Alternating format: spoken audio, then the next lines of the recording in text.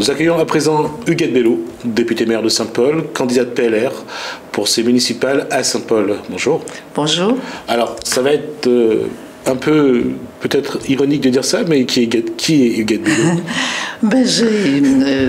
Je suis donc Huguette Bello. J'ai travaillé pendant 30 ans dans l'éducation nationale. Je suis une militante de l'égalité sociale. Je suis également une militante de l'égalité homme-femme. Toute ma vie, je me suis battue pour cela. Vous allez remplir pour un deuxième mandat? Normalement, vous êtes candidate pour un deuxième mandat? Je suis candidate pour un deuxième mandat à Saint-Paul. Il est évident que pendant 6 ans, nous avons posé les bases de la reconstruction de cette ville qui, depuis 1987, vous le savez, on a assisté, après la disparition du sénateur-maire, à des batailles rangées entre hommes pour le pouvoir, ce qui fait que la commune a été abandonnée. C'était bien dommage parce que nous avons, lorsque nous sommes arrivés, trouvé une commune en ruine. Et nous avons beaucoup travaillé, notamment pour l'aménagement de ce territoire, puisque nous avons mis en place un plan local d'urbanisme qui permet d'envisager l'avenir de Saint-Paul. Lorsque nous sommes arrivés, la commune payait, par exemple, des amendes pour non-construction des logements sociaux. Il y a encore un long parcours à faire. Nous avons construit 1400 logements sociaux. Et bien, nous avons programmé pour les 6 ans à venir 2700 logements sociaux, notamment. Sur combien d'années? 2700?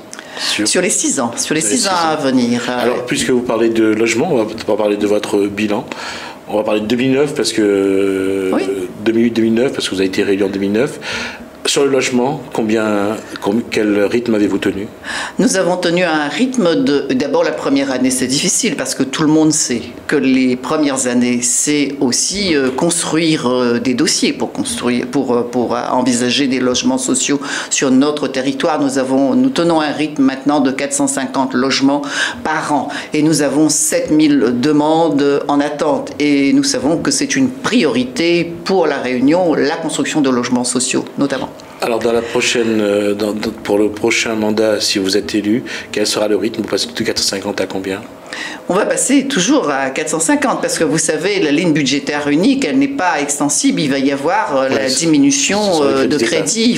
Il faut qu'on en fasse plus avec moins d'argent et ça, nous le faisons de manière vigoureuse. Et sur le foncier, vous n'aurez pas de souci?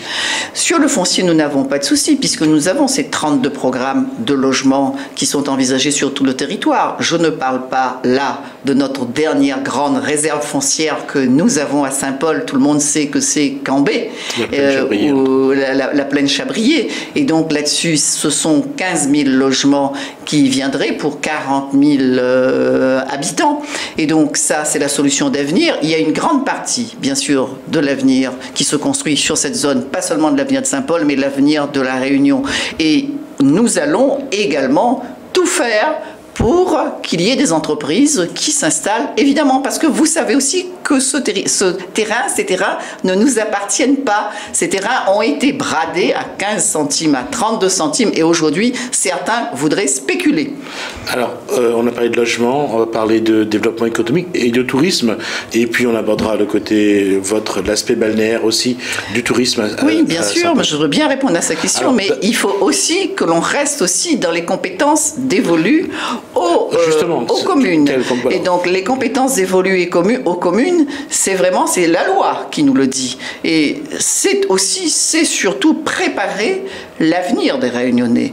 Nous avons 14 500 petits-enfants qui sont dans les 68 et 69 écoles qu'il y a à Saint-Paul.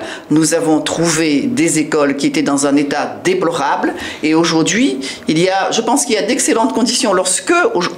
Et c'est une volonté politique. Lorsque nous sommes arrivés, il y avait 32 petits-enfants de 2 ans et demi qui étaient accueillis. Aujourd'hui, nous avons 234 petits-enfants. Nous voudrions aussi que l'école apprennent à lire, à écrire, à compter, à cliquer, mais également les autres capacités qu'un enfant peut avoir, des capacités artistiques, des capacités d'être un musicien, d'être un peintre, que cela soit aussi mis en exergue, mis en valeur. C'est pour cela que dans chaque bassin de vie, il y a une école qui enseigne, des écoles qui enseignent la musique. Juste avant, la petite enfance, c'est aussi un... La petite enfance, c'est notre devoir, puisque nous avons, à Saint-Paul, construit 50% des microcrèches de toute la Réunion, 35 microcrèches. Nous avons à Saint-Paul 4500 petits-enfants entre 0 et 3 ans.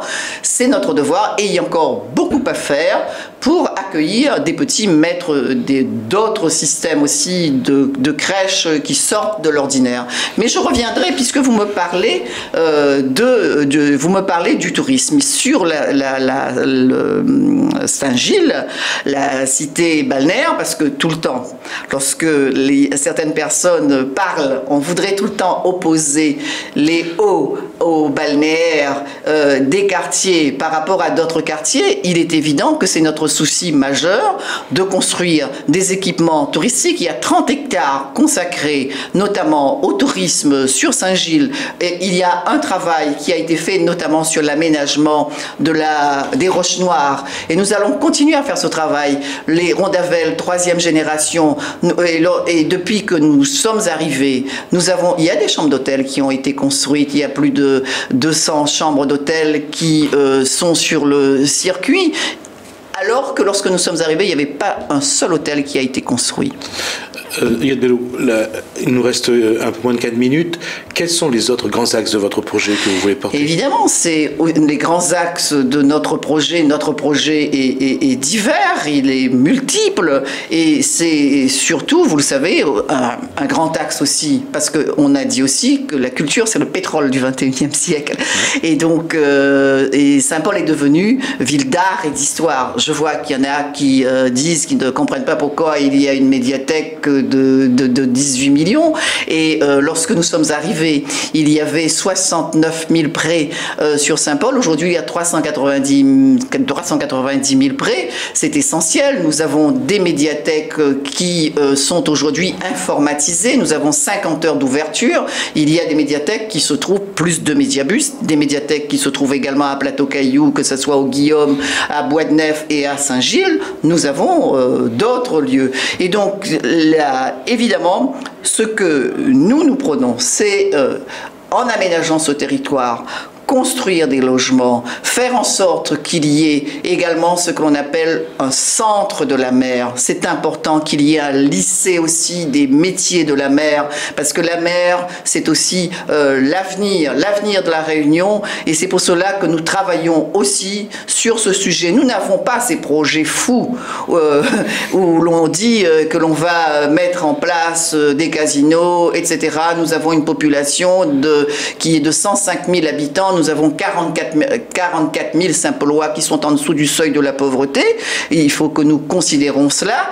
La politique, c'est le souci de l'autre. C'est aller vers le plus faible, le plus démuni, le plus déshérité, pour lui donner la dignité, pour lui donner la parole. Saint-Paul a trop traversé des moments difficiles et il ne faut plus que l'on aille vers ce passé. Certains sont de vrais hommes du passé. Nous tournons résolument vers l'avenir. C'est pour cela que nous demandons aux Saint-Paulois de nous accompagner encore pendant 6 ans. L'un des éléments qui reviennent à chaque fois dans quelle que soit la commune, c'est la proximité avec la municipalité et surtout avec le maire ou la maire. Les gens ont besoin de voir leur maire, de pouvoir échanger. Pour moi, la proximité, ça n'est pas une incantation. La proximité, ça n'est pas un paquet de cigarettes. La proximité, ça n'est pas un verre de rhum. La proximité, c'est pas un carré la viande cochon que l'on distribue dans un quartier. La vraie proximité, nous l'avons lorsque nous nous intéressons, lorsque nous voulons faire en sorte que nos écoles soient accueillantes, qu'il y ait des places de crèche, qu'il y ait des infrastructures sportives pour accueillir les jeunes de Saint-Paul. Nous avons à Saint-Paul 16 000 personnes qui n'ont pas droit au travail. Cette proximité-là, je la pratique tous les jours. Je suis une mère à plein temps et je n'ai pas peur de ce défi. Partout où je suis, je défends les Saint-Paulois, que cela soit à Paris ou ici. Quelquefois, je suis seule pour défendre les Saint-Paulois. Lorsque l'on a défendu, par exemple, le pôle sanitaire de l'Ouest qui va amener ça 140 millions sur le territoire et qui va permettre au territoire de santé, le port, la Possession, Saint-Leu, Trois-Bassins et Saint-Paul d'avoir un hôpital digne de ce nom, parce qu'il ne faut pas oublier qu'il y a 44 000 personnes qui rentrent aux urgences à Saint-Paul. La proximité, c'est aussi ce travail-là que l'on fait, et ce maire à plein temps qui s'est battu toute seule pour que Saint-Paul ait la représentativité qu'on doit à une ville de 105 000 habitants. J'étais toute seule pour le conseil communautaire. Je vais rester là-dessus, je vais juste vous dire quel est votre message. Il nous reste moins 30 secondes. Quel est votre message pour les Saint-Paulois? Alors, ou bien il y a un retour au passé, aux affaires, ou bien nous nous tournons résolument vers l'avenir pour construire le Saint-Paul du XXIe siècle. Nous en avons besoin. Gadelo, merci. Je rappelle donc que vous êtes candidate à votre succession. Vous êtes donc la maire sortante, la députée maire sortante d'ailleurs. Vous êtes donc candidat du PLR. Merci d'avoir répondu à nos questions. C'est moi qui vous remercie, Monsieur Ramoudou. Merci infiniment. Merci à vous.